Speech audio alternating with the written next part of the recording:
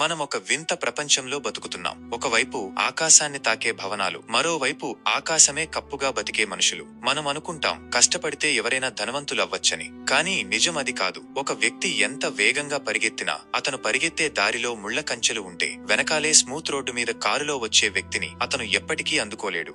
డబ్బు ఈ ప్రపంచాన్ని నడిపించే ఇంధనం. కానీ కొందరి దగ్గర ఇది నదుల్లా ప్రవహిస్తుంది, మరికొందరి దగ్గర కనీసం గొంతు తడుపుకోవడానికి చుక్క కూడా ఉండదు. మనం ఒక నిమిషం ఆగి ఆలోచిద్దాం. మన చుట్టూ ఉన్న ప్రపంచంలో కష్టపడేవాడు ఎప్పుడూ పేదవాడిగానే ఎందుకుండిపోతున్నాడు? పొద్దున్నే లేచి మురికి కాలువలు శుభ్రం చేసే వ్యక్తి, ఎండలో తారు రోడ్డు వేసే కూలీ, రాత్రంతా సెక్యూరిటీ గార్డుగా పనిచేసే మనిషి, వీళ్లంతా సోమరిపోతులు కాదు. వీళ్లు పడే కష్టం కంటే ఎక్కువ కష్టం ఎవరూ పడలేరు. కానీ వాళ్ల బ్యాంకు బ్యాలెన్స్ ఎప్పుడూ సున్నా దగ్గరే ఎందుకు ఆగిపోతుంది? ఎందుకంటే మనం నిర్మించుకున్న ఈ ఆధునిక సమాజం ఒక చదరంగం. ఇక్కడ పావులకు కేవలం ముందుకు వెళ్లడం మాత్రమే తెలుసు, కానీ వెనుక ఉండి ఆటను నడిపించే శక్తులకు మాత్రమే ఆ ఆట ఎలా ముగించాలో తెలుసు.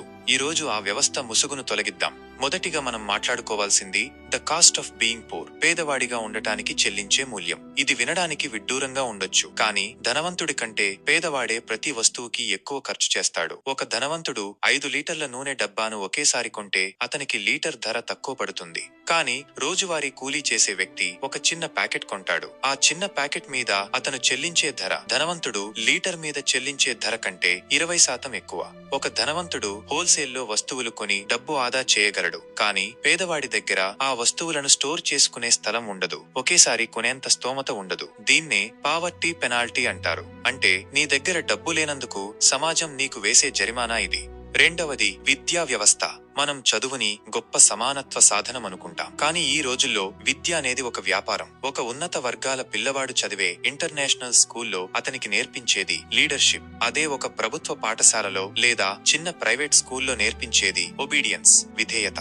అంటే వ్యవస్థ పేదవాడిని ఒక మంచి ఉద్యోగిగా లేదా కార్మికుడిగా తయారు చేయడానికి ప్రయత్నిస్తుందే తప్ప ఒక యజమానిగా ఎదగనివ్వదు. వనరులు లేని పాఠశాలలో చదివే పిల్లాడికి ప్రపంచ స్థాయి టెక్నాలజీ అందుబాటులో ఉన్న పిల్లాడికి మధ్య ఉండే ఆ వ్యత్యాసం జీవితాంతం కొనసాగుతూనే ఉంటుంది.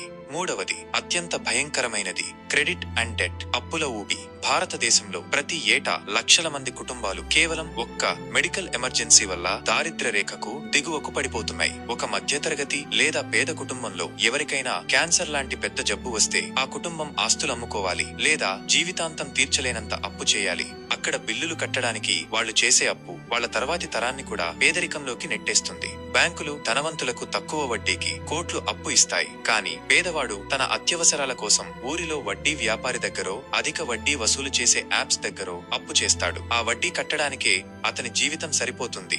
అసలు కట్టే అవకాశం అతనికి ఎప్పటికీ రాదు. ఇక్కడ వ్యవస్థ ఎలా ఉందంటే నువ్వు సంపాదించిన ప్రతి రూపాయిని ఏదో ఒక రూపంలో వెనక్కి తీసేసుకుంటుంది. ప్రభుత్వ ఆసుపత్రుల్లో సరైన వసతులు ఉండవు. ప్రైవేట్ ఆసుపత్రుల్లో సామాన్యుడు అడుగు పెట్టలేడు. అంటే ఆరోగ్యంగా ఉండటం అనేది కూడా ఒక ప్రివిలేజ్, అదృష్టం అయిపోయింది. అనారోగ్యం పాలైన పేదవాడు పనికి వెళ్లలేడు. పని చేయకపోతే ఆదాయం ఉండదు. ఆదాయం లేకపోతే మందులు కొనలేడు. ఇది ఒక విషవలయం, విషియస్ సైకిల్. నాల్గవది సైకలాజికల్ ట్రాప్, మానసిక బానిసత్వం. పేదరికంలో ఉన్నప్పుడు మెదడు ఎప్పుడూ సర్వైవల్ మోడ్ లో ఉంటుంది. అంటే రేపు పొద్దున్న తిండి ఎలా, వచ్చే నెల అద్దె ఎలా అనే ఆలోచనలతోనే మెదడు నిండిపోయి ఉంటుంది. ఇలాంటి స్థితిలో ఉన్న మనిషి లాంగ్ టర్మ్ ఇన్వెస్ట్మెంట్స్ గురించి గాని భవిష్యత్తు ప్రణాళికల గురించి గాని ఆలోచించలేడు. దీన్నే కాగ్నిటివ్ లోడ్ అంటారు. పేదరికం మనిషి తెలివితేటలను తగ్గించదు, కానీ ఆ తెలివితేటలను వాడుకునే అవకాశాన్ని లాగేసుకుంటుంది.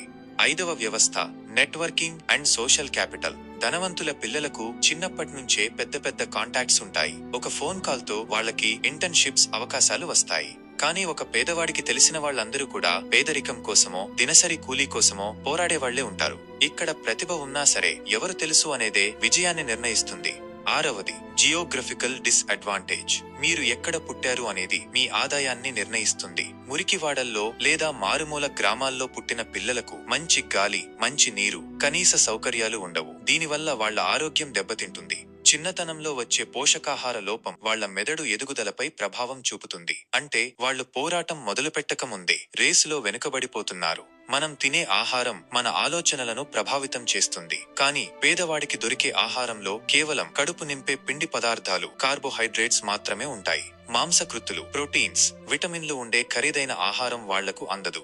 చిన్నతనంలో సరైన పోషకాహారం అందకపోతే మెదడు ఎదుగుదల కుంటుపడుతుంది. అంటే ఆ బిడ్డ 5 ఏళ్ల వయసు వచ్చేసరికి ధనవంతుల బిడ్డలతో పోటీపడే శారీరక మానసిక సామర్థ్యాన్ని కోల్పోతున్నాడు. ఇది వాడి తప్పు కాదు, వాడు పుట్టిన పరిస్థితుల తప్పు. కానీ సమాజం వాడిని తెలివి తక్కువ వాడు అని ముద్ర వేస్తుంది.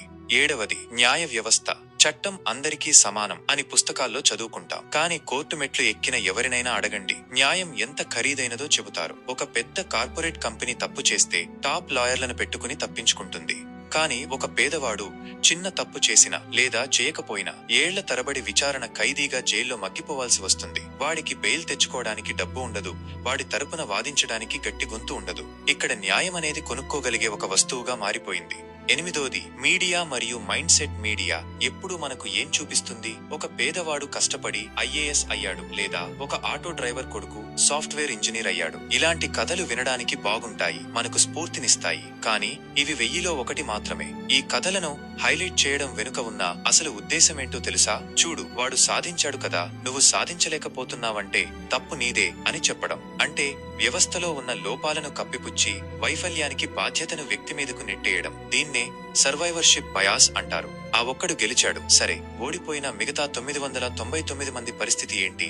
వాళ్ళు ఓడిపోవడానికి కారణం వాళ్ల సోమరితనం కాదు, వాళ్లకు అందని అవకాశాలు. చివరిగా సిస్టమిక్ ఎక్స్‌ప్లాయిటేషన్. పేదవాడి శ్రమ చౌకగా దొరకకపోతే ఈ ప్రపంచంలోని విలాసవంతమైన వ్యవస్థలు నడవవు. అందుకే వ్యవస్థ ఎప్పుడూ ఒక వర్గాన్ని పేదరికంలో ఉంచడానికి ప్రయత్నిస్తుంది. ఎందుకంటే అందరూ యజమానులైతే పనులు చేసేవారు ఎవరు? ఈ క్రూరమైన నిజం వెనుక పెద్ద కార్పొరేట్ శక్తులు, రాజకీయ ప్రయోజనాలు దాగి ఉన్నాయి. మనం ఇప్పటిదాకా వ్యవస్థ మనల్ని ఎలా అణచివేస్తుందో చూశాం. కానీ ఇదే ప్రపంచంలో కొన్ని దేశాలు ఈ అదృశ్య సంకెళ్లను తెంచుకున్నాయి. ఉదాహరణకు నార్వే లేదా డెన్మార్క్ లాంటి దేశాలను తీసుకోండి. అక్కడ ఒక వ్యక్తి పేదవాడిగా పుడితే అతను అక్కడే ఉండిపోవాల్సిన అవసరం లేదు. ఎందుకు? అక్కడ విద్య అనేది వ్యాపారం కాదు, అది ఒక హక్కు. ఒక సామాన్య కార్మికుడి బిడ్డ, ఒక మల్టీ మిలియనీర్ బిడ్డ ఒకే స్కూల్లో పక్కపక్కన కూర్చుని చదువుకుంటారు. అక్కడ క్వాలిటీ ఎడ్యుకేషన్ అనేది డబ్బుతో కొనే వస్తువు కాదు. మన దగ్గర ఐఐటి లేదా నీట్ కోచింగ్ కోసం లక్షలు ఖర్చు పెట్టాలి. కానీ అక్కడ ప్రతిభ ఉంటే చాలు, ప్రభుత్వం నీ వెనుక నిలబడుతుంది. అంతేకాదు, అక్కడ యూనివర్సల్ హెల్త్ కేర్ ఉంది. నీకు గుండె ఆపరేషన్ కావాలన్నా, చిన్న జ్వరం వచ్చినా, నీ జేబులో రూపాయి లేకపోయినా పర్వాలేదు, ప్రభుత్వం నీ బాధ్యత తీసుకుంటుంది. దీనివల్ల ఏమవుతుందో తెలుసా? ఒక మనిషికి రేపు నా కుటుంబానికి ఏదైనా అయితే నా పరిస్థితి ఏంటి అనే భయం ఉండదు. ఆ భయం లేనప్పుడే మనిషి కొత్తగా ఆలోచించగలడు, రిస్క్ తీసుకోగలడు, వ్యవస్థలో ఎదగగలడు. మన దగ్గర పేదవాడు రిస్క్ తీసుకోలేడు, ఎందుకంటే అతను ఓడిపోతే అతన్ని కాపాడే సేఫ్టీ నెట్ ఏదీ లేదు. కానీ ఆ దేశాల్లో వ్యవస్థ ఒక తండ్రిలా, ఒక తల్లిలా ప్రతి పౌరుడిని కాపాడుతుంది. పేదరికాన్ని పోగొట్టడం అంటే అందరికీ డబ్బులు పంచడం కాదు, అందరికీ సమాన అవకాశాలు కల్పించడం. ఈ మోడల్ మనకొక విషయాన్ని స్పష్టం చేస్తోంది. పేదరికం అనేది ప్రకృతి సిద్ధమైనది కాదు, అది పాలకులు తీసుకునే నిర్ణయాల ఫలితం. మనం ఈ వ్యవస్థల గురించి ఎందుకు మాట్లాడుకోవాలంటే, పేదరికం అనేది ఒక వ్యక్తిగత వైఫల్యం కాదు, అది ఒక వ్యవస్థాగత వైఫల్యం. ఒక వ్యక్తి పేదవాడిగా పుట్టడం అతని తప్పు కాదు, కానీ ఒక వ్యవస్థ అతన్ని పేదవాడిగానే ఉంచడం ఆ సమాజం యొక్క నేరం. ఈ చక్రాన్ని బద్దలు కొట్టాలంటే కేవలం చదువు సరిపోదు, ఆ చదువులో సమానత్వం ఉండాలి. కేవలం అప్పులు ఇస్తే సరిపోదు, ఆ అప్పులు వృద్ధి కోసం ఉండాలి. ఈ వీడియో ఉద్దేశం ఎవరినీ నిరుత్సాహపరచడం కాదు, అసలు శత్రువు ఎవరో చూపించడం. మనం కష్టపడటంతో పాటు మన చుట్టూ ఉన్న ఈ అదృశ్య సంకెళ్లను కూడా గుర్తించాలి. అప్పుడే మనం నిజమైన ఆర్థిక స్వేచ్ఛ వైపు అడుగులు వేయగలం. మీ చుట్టూ ఉన్న వ్యవస్థ మిమ్మల్ని అణచివేయాలని చూస్తున్నప్పుడు మీరు ఇంకా గట్టిగా పోరాడాలి. ఎందుకంటే ఈ యుద్ధం కేవలం డబ్బు కోసం మాత్రమే కాదు, మీ గౌరవం కోసం, మీ తర్వాతి తరం భవిష్యత్తు కోసం.